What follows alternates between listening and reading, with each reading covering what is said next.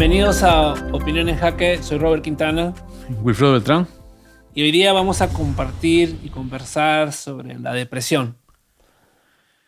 Bueno, ese es un tema interesantísimo porque la causa fundamental de la depresión es la tristeza, ¿ya? Pero la tristeza ya que te llega a un límite donde pierdes toda esperanza, ¿no? Y como dice depresión, o sea, estás en un pozo donde no ves nada, ¿no? Ninguna solución y te abandonas al dolor, a la tristeza. El significado de depresión que encontré fue enfermedad o trastorno mental que se caracteriza por una profunda tristeza, justo lo que hablaste, decaimiento anímico, baja autoestima, pérdida de interés por todo y disminución de las funciones psíquicas. ¿Puede un cristiano tener depresión? Sí, sí hay cristianos que han tenido depresión, sí. Yo me acuerdo de Spurgeon, ¿no? Cuando lo criticaron por hacer el llamado a la conversión, ¿no? Algunos decían que es un tipo de manipulación psicológica, que los induce, ¿no? Los hipnotiza con sus bellas palabras. Y le dieron con todo en los diarios londinenses en esa época. Y el hombre no pudo salir de su casa, a tal punto de que no se levantaba de la cama, no se bañaba, no quería hablar con nadie, se escondió en su cuarto, no quería ver a su esposa. Entonces, ¿sabes qué hizo su mujer? Pegó en el techo un pasaje de Mateo. O sea, en el techo pegó un pasaje de Mateo. Lo voy a leer porque es interesante la anécdota, me gusta mucho, ¿no? Él no había ido pues, a la iglesia, no iba a la iglesia, ¿no? Y en Mateo su esposa le pega este pasaje de las bienaventuranzas. Dice, en él dice, bienaventurados sois cuando por mi causa os vituperen y os persigan y digan toda clase de mal contra vosotros mintiendo. Y le dice, gozaos y alegraos, ¿ya? Porque vuestro galardón es grande en los cielos, porque así persiguieron a los profetas que fueron antes de vosotros. Le pegó, o sea, el hombre no se levantaba. Y cada vez que miraba al techo, la palabra que tiene vida, que tiene poder, le fue hablando. Se levantó, se bañó, tuvo otra actitud para enfrentar la vida y fue a predicar otra vez. Y mucha más gente se convirtió al Señor. Pero también vemos otros ejemplos en la Biblia como Elías. Elías, correcto. Yo creo que ese fue un ejemplo que podemos poner en la mesa que es bien extremo, ¿no? Claro, es que el caso de Elías es singular porque él ya desea la muerte. O sea, es interesante, ya mejor me echo a morir porque ya no ve ninguna esperanza. Y le pasa después de un gran éxito. Claro. ¿Ah? Y ve la decisión de que a pesar de que ellos ven el milagro de Dios, no reaccionan positivamente, sino más bien Atalía lo persigue y lo quiere destruir. Él dice, bueno, se van a recomponer, ¿no? Y aquí viene la crisis. Él, digamos, se echa debajo de un enebro y desea morir. En primer lugar, él dice, ya no hay nadie justo. O sea, comienza a ver las cosas desde su óptica. Pierde la esperanza. Pierde la confianza en el poder de Dios. Es interesante, ¿ya? Pierde, digamos, el propósito de su existencia. ¿Para qué voy a ser profeta? Y se echa a morir. Mejor deseo la muerte. Y ahí Dios le habla. Y lo primero que le hace Dios para antes digamos, darle una respuesta, le da de comer. Porque muchos de los problemas del estado anímico tiene que ver con la alimentación también. Y luego de eso, le habla al entendimiento. Hay un proceso ahí, ¿no? La comida y duerme, ¿no? Claro, eso es algo interesante, porque también después de grandes etapas de tarea te da estados de desánimo. Claro que sí, porque pasamos en el exceso, ¿no? O sea, somos seres físicos y no podemos pasar por alto nuestra salud. No podemos pasar por alto. Va a afectar nuestro estado anímico. Es inevitable. ¿Por qué crees que no se habla mucho de ese tema en la iglesia?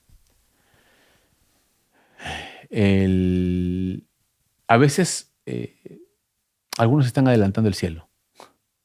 O sea, en nuestro sentido de ver la mano de Dios, estamos adelantando el cielo. O sea, en el cielo no hay muerte, no hay llanto, no hay sufrimiento. Entonces todavía no estamos viviendo allá. ¿Ya? Parece que estuviéramos escapando de nuestra realidad. Y, y, y Pedro, Pablo o los apóstoles plantean de que seamos sobrios, que seamos conscientes de dónde vivimos, que no vivamos como embriagados, que podamos ver la realidad. Entonces, la fe también tiene ese aspecto. Aún es más, Pablo le dice a Timoteo que tome vino por causa de su estómago. O sea, hay un cuidado de salud que debemos tener. Y la iglesia también tiene que alimentar ese aspecto, porque somos seres físicos. No debemos descuidarlo. Claro, hay un balance, hablando sobre la depresión, es un tema mental también, ¿no? También, bueno, si hay problemas ya, digamos, de problemas psíquicos que requieren un tratamiento especial, ya eso escapa de nuestro espacio, digamos, espiritual. Tendría que ir a un psiquiatra, ¿no? Pero vemos, eso lo vemos, siempre lo vemos en la Biblia, como hablamos sobre Elías. O sea, vimos a este gran profeta a querer desear la muerte, ¿no? Claro, pero lo que tenemos que ver acá es que la depresión o la tristeza y la depresión es momentánea. Puede pasarnos, no lo negamos. Podemos ser atrapados en un instante de nuestra vida. El asunto es no quedar preso ahí. O sea, no hay depresión crónica, ¿no? O sea, porque cuando hay depresión crónica hay problemas mentales que requieren un tratamiento especial, ¿no? Yo no soy psiquiatra, entonces no, digamos, tengo las técnicas para tratar ese caso. Nosotros solo tratamos a nivel pastoral, ¿ya? Pero cuando ya nos trasciende tenemos que dar otras recomendaciones. Yo conocí a una chica, por ejemplo, que tenía esa crisis nerviosa porque le faltaba un elemento químico, ¿no? Que luego de un diagnóstico le comenzaron a inyectar el elemento químico y emocionalmente estaba estable. Creo que hay un problema cuando lo llevamos a los extremos, ¿no? Y vemos que, no, este es un ataque del enemigo, por ejemplo, ¿no? Y hay que luchar, hay que tener una guerra espiritual contra esto, ¿no? Ese es el exceso. Ese es el exceso. Es que no nos damos cuenta de que el cerebro es un órgano, como es el hígado. Solo que el cerebro, a través de la sinapsis, impulsan el pensamiento. Y al ser un órgano que tiene una función especial, yo lo considero así, porque para mí toca la esfera espiritual, es físico-espiritual, ¿ya? Requiere también un tratamiento, porque si estás bien alimentado tienes mayor lucidez para el ejercicio intelectual. Y eso a veces la gente pasa por alto, ¿no? Se pasa por alto. Nosotros hemos tratado de predicar todo el consejo de Dios. ¿No? Los excesos considero que llevan a problemas serios, ¿no? Es como unos años atrás se descubrió que los que jugaban fútbol americano eh, hicieron un estudio porque muchos de ellos pasaban por depresión. Entonces, la causa de todo eso fue cuando murió un jugador muy conocido. Un neurocirujano operó y sacó el cerebro y estudió el cerebro, y todos los golpes que él había tenido lo llevaban a ese extremo de tristeza, de depresión. Y es porque, como tú dijiste, el cerebro es un órgano como nuestro corazón, que si tú estás mal del corazón, tienes medicamento, el cerebro también tiene unos químicos que bota. Entonces, creo que a veces enfocamos esta, podemos decir, enfermedad de solo un ángulo, ¿no? Que vemos, no, esto es algo espiritual, pero es algo también físico, químico. Hay que tener un balance ahí también, ¿no? Claro que sí. Mira, te cuento un caso horrendo, ¿ya? Mi esposa estaba, cuando dio a luz de Rodrigo, fue digamos, al tratamiento normal, ¿no? Que de niño sano para Rodrigo, ¿no? Y en ese niño sano encuentra una adolescente con un bebé de 6 meses. Y comienzan a hablar. Pues es que las mujeres siempre hacen amigas donde se encuentran, ¿no?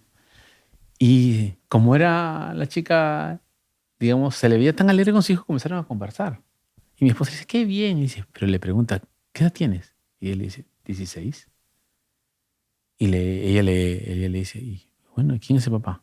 Y ella le dice, le voy a contarme, yo soy cristiana. A mí me han violado. O sea que mi esposa pues, le llamó la atención, se sentó y la niña la adolescente comenzó a relatarle todo el trauma que había tenido. Su papá le había advertido de que nunca pase por ese lugar oscuro cuando salía del colegio.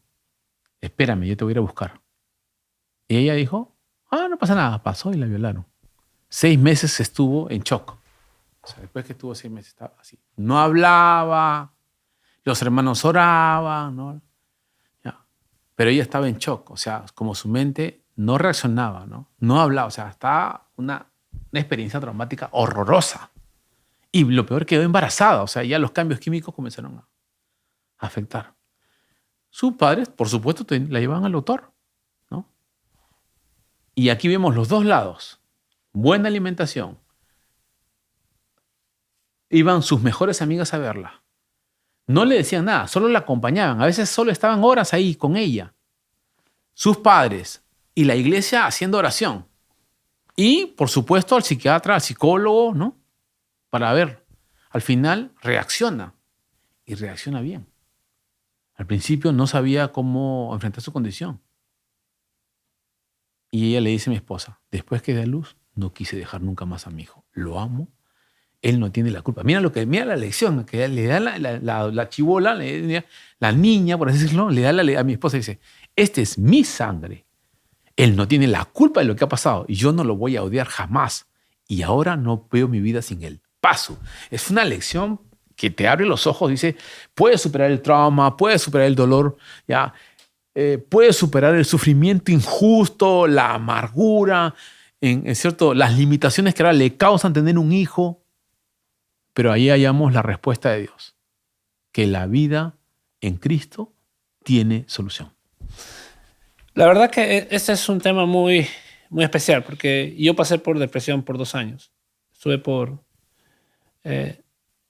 ni sé cómo llegué ahí, pero por mi pasado o mi instrucción bíblica, lo primero que traté fue lo espiritual, ¿no? De ser, esto es algo, un ataque al enemigo, etcétera, etcétera. Y no encontraba la paz, no encontraba la tranquilidad. Y después de 1 año, hablé con un amigo que era un neurocirujano. De esas conversaciones que tienes, llegas a ese lugar, ¿no? Y él me explicó sobre los químicos que tenemos en el cerebro. Correcto. Me dijo, mira, y me hizo un análisis y me dijo, mira, eso es lo que te falta a ti en tu cerebro. Y te voy a dar unas medicinas que no son esas que te hacen dependientes, sino este es un tratamiento y a los 3 meses vas a estar mejor. Ahora, de hecho que a los 3 meses todo eso cambió, ¿no? Pero yo en mi mente, después de esos 3 meses, dije, si me hubieran dicho esto hace 1 año y medio, no hubiera tenido que sufrir tanto. Correcto. Porque la respuesta era más fácil que todo el valle que atravesé, ¿no? Entonces, por eso yo creo que estos son temas importantes. Yo ya como una rutina, yo tengo una consejera que voy 1 vez al mes. Eso ya es parte de mi... De tu experiencia de vida. Sí. Claro. Es que necesitas hablar con alguien, pues. Sí, exacto. Una de las cosas que los católicos tienen que es muy bueno son las confesiones. Contar que no descubran tus secretos o lo usen para manipularte. Claro, ahí es el otro extremo. Pero yo tengo amigos católicos que una de las cosas que más ellos aman, que son católicos devotos, no estoy hablando de... tengo un amigo que... Piadosos. Sí. Acá hay un vecindario muy, muy conocido. Él va a la iglesia, él toca la guitarra ahí, está en el grupo de alabanza de los católicos. Y una de las cosas que él más ama es las confesiones. Porque él va, cuenta cómo se siente.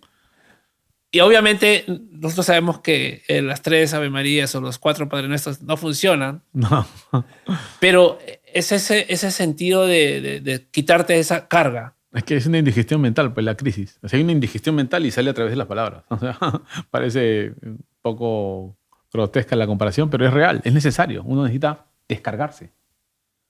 Y yo quisiera decirle a la gente, por ejemplo, que hay heridas que la gente tiene y a veces no lo solucionan. Y yo quisiera citarles Santiago, porque para mí ha sido un elemento esencial en el trabajo que he hecho con unas personas para superar el dolor y la depresión.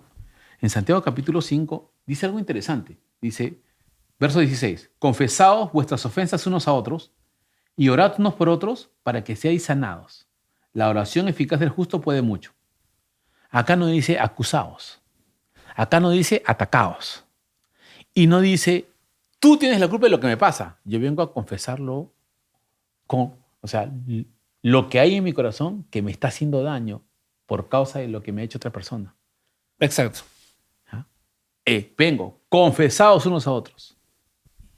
Entonces, por eso yo considero que es importante dejar que las personas hablen. Exacto. Es importante, es muy importante, porque eso también te da el panorama de explorar tu mente, pues. Una cosa es importante, la escritura dice de orar, ¿no? Una cosa que a mí me ayudaron mucho fue, encuentra la raíz del problema. Y a veces la raíz no es tan grande como tú te imaginas. ¿Es cierto? Si tienes una astilla, a comparación del tamaño de tu cuerpo, una astilla es nada, ¿no? Pero a lo mejor no te puede dejar dormir por 2 días o 3 días o 4 días, ¿no? Esa quizás sea el tamaño de la raíz de la depresión que tú puedes tener. Puede ser insignificante, pero si no encuentras ese lugar, esa raíz, no vas a poder salir de ahí. Y la oración es importante porque tienes que orar quizás para encontrar la raíz o quizás para que esa raíz sea eliminada, ¿no? Uno de los grandes ejemplos que tenemos fue Jesús, ¿no? Que dice que entró en tristeza, pero él encontró la dependencia de él en su Padre, ¿no? Correcto. Que escuché a un psicólogo hablar sobre ese llanto como de lágrimas, que él decía, no, esos son llantos de desesperación, ¿no? Pero él encontró ese descanso y como dijiste el podcast anterior, el gozo que fue puesto delante de él le dio esa energía, esa fortaleza para atravesar ese momento de dolor, ¿no? Es cierto, porque es importante hallar consuelo. Y él quería que los apóstoles lo apoyen, pero estaban durmiendo. Es interesante, sus amigos estaban cansados, extenuados por las caminatas que hacían. Pues, caminan 80 kilómetros, ¿quién va a aguantar, digamos, ese ritmo? El ritmo de trabajo de Jesús es intenso, pero aquí viene el desafío, pues, ¿no? Que hay es consuelo hablando con Dios. Y él le dice algo interesante, ¿ah? Pasa de mí esta copa. O sea, le dice, mira, yo lo interpreto, eso nos dice el texto. Hay la posibilidad, porque esta figura, hay la posibilidad de que yo tenga otra alternativa o es la única. Uh-huh. Y tiene que haber consuelo a la experiencia, no porque le tenga miedo a la muerte, ¿no? Pero de todas maneras hay un sentido de preservación que lucha en su corazón y indudablemente que no tiene que tener una respuesta lógica para lo que pasa. Porque la respuesta lógica le da consuelo a las emociones. Y él va 3 veces. O sea, es un proceso. Que va. Y dice, ¿no están durmiendo? Va. Sí. Y va a orar 3 horas. O sea, no está orando 1 minuto, ¿no? Está orando 3 horas. ¿Ya? En medio de la noche. Que uno debe descansar. Pero él toma el espacio, ¿para qué? Para poder hallar tranquilidad emocional. Y la depresión o bien te lleva a confiar en Dios o bien te lleva a la muerte. Correcto. Algunos llegan al colapso, pues. Claro. Y acá yo veo, en esa misma noche veo el ejemplo de Jesús y el ejemplo de Judas. Ese es muy bueno, lo que acabas de decir ahorita. Jesús lo afrontó sometiéndose a la voluntad de Dios, a la del Padre, y Judas tomó la otra decisión, tomar su vida, tomó su justicia por sus propias manos, ¿no? Y es que esa es la mayor crisis de la depresión. Porque ahí vemos el otro lado, ¿no? El claro. Que hace el mal también puede sufrir sus crisis de depresión porque no puede digerir la culpa. Claro. Es la culpa la que te persigue. Es la que te destruye. Claro. Podríamos hablar mucho más de este tema, Es pero interesante. yo creo que lo principal en la depresión y en cualquier tema de problemas mentales es hablar con alguien, buscar ayuda de un psicólogo que sea cristiano. Mi psicóloga es cristiana, no me habla de la Biblia en mis consejerías, ella solo me escucha, me da consejos, eh, pero también es bueno la lectura bíblica, la adoración, como nuestros ritos, nuestros estilos de vida espirituales. En inglés se llama ritos. No son ritos, pero son lo que hacemos al diario, ¿no? Eh, yo creo que lo que tenemos de bueno como cristianos es que podemos atravesar el valle de sombra y de muerte Y no temeré mal alguno. y no tenemos que tener ese temor. Yo, un día manejando, me levanté temprano y estaba desesperado porque es una lucha mental muy fuerte. Estuve manejando y hay una montaña de oración aquí a la que estaba yendo. En ese tiempo yo iba mucho a orar ahí. Y dije, Dios, ¿por qué tengo que pasar por esto, no? Si mi vida, tú la conoces, eh, no tengo nada oculto porque yo comencé a revisar dentro de mí mismo, ¿no? Y escuché la voz que Dios me dijo, esto es para que ayudes a otros. Amén. Ese es clave, ¿no? Con la consolación que eres consolado, podrás consolar a otros, ¿no? Y eso me ha ayudado a mí a entender a unas personas que yo amo mucho. Si no hubiera atravesado por ese momento de depresión, yo no podría entender a una persona que yo quiero mucho. Te generó empatía. Correcto. Eso es importante, la empatía, ¿no? Pero yo quiero solo, antes de terminar, sé que nos hemos ido de tiempo ahora, animar a los que nos están viendo a que conozcan o lo que ellos están atravesando como algo que es algo natural del proceso como cristianos. Dice la Biblia que nosotros vencemos por la palabra de nuestro testimonio. Entonces es un testimonio que nosotros estamos construyendo dentro de nosotros y las experiencias nos llevan a eso.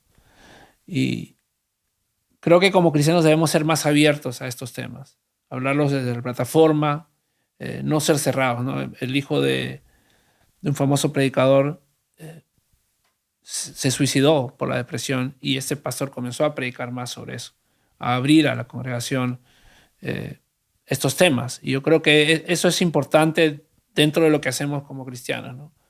No llevar a un extremo y decir la fe, la fe, la fe, sino, hey, tenemos estos problemas que con la fe, porque vemos nuestra realidad, podemos vencer. Y voy a repetir una vez más, tenemos al Consolador que está dentro de nosotros, que nos ayuda en estos momentos difíciles. Quizás en ese momento no lo podemos sentir, pero si miramos hacia atrás vamos a ver que fue el Consolador el que nos sostuvo. Ya dijiste algo clave, ¿no? O sea, el Espíritu Santo está con nosotros, ¿no? Y quieras o no, la depresión es renunciar a la esperanza que te da, en este caso, Cristo, cuando es espiritual, pero cuando es física y afecta a tus emociones, afecta más que nada el deseo de hacer las cosas. ¿Ya? Entonces ahí tenemos que diferenciar, ¿no? Diferenciar, porque en algunos casos uno sigue espiritualmente adelante, pero tienes un sentimiento de pesar que no te lo quitas, ni con oración. Y tienes que ver que ese es el espacio físico que requiere un tratamiento, ¿no? O descanso, porque algunos son adictos al trabajo y están tan saturados, no crean ningún espacio para descanso y llegan a ese colapso, ¿no? Claro, fue lo que Dios hizo con Elías, le hizo dormir, ¿no? Claro, le dio comida y le hizo dormir. Claro, descansa, porque el largo camino te espera. Y solo quiero decir a las personas que nos ven o que nos escuchan, un buen amigo, Koalo, escribió un libro, No estás solo, y él habla de su experiencia en la depresión también, trabajando en una mega iglesia como Lakewood y grabando álbumes que fueron de bendición y que son de bendición aún a toda Latinoamérica. Él pasó por ese momento, ¿no? Y el título es muy bueno, se llama No estás solo. Yo creo que para alguna persona que esté pasando por depresión y tenga esta carga dentro de sí, no estás solo, no eres el único o la única persona que atraviesa o va a atravesar por esto. Hay un mar de personas que lo están haciendo. Y una de las cosas, quiero terminar con esto, antes que tú puedas decir las últimas palabras y llorar, es que cuando dejamos de hablar de estos temas, dejamos de ayudar a otros. Es cierto.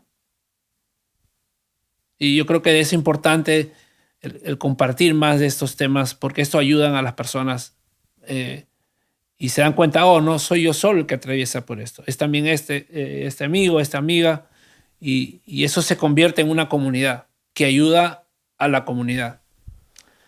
Es cierto. Solamente quiero añadir que el estrés también te lleva a una crisis depresiva.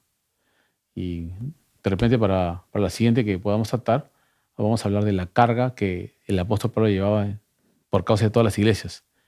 Y automáticamente eso te deja ver de que no llegaba al estrés gracias al auxilio del Señor. ¿No? Él no llegó al estrés. ¿No? Aunque en algunos casos pierde la esperanza, como en 2 Corintios, ¿no? Ya perdí la esperanza de vivir. Entonces, aquí tenemos que manejar el asunto en el Señor. Si tienes estrés, hay consuelo en Dios. Como dijo mi amigo Robert, tienes que hallar la raíz, conversar con alguien. Y en algunos casos necesitas también ir al doctor, porque puede ser causas físicas, no necesariamente es espiritual, no es que le está faltando al Señor.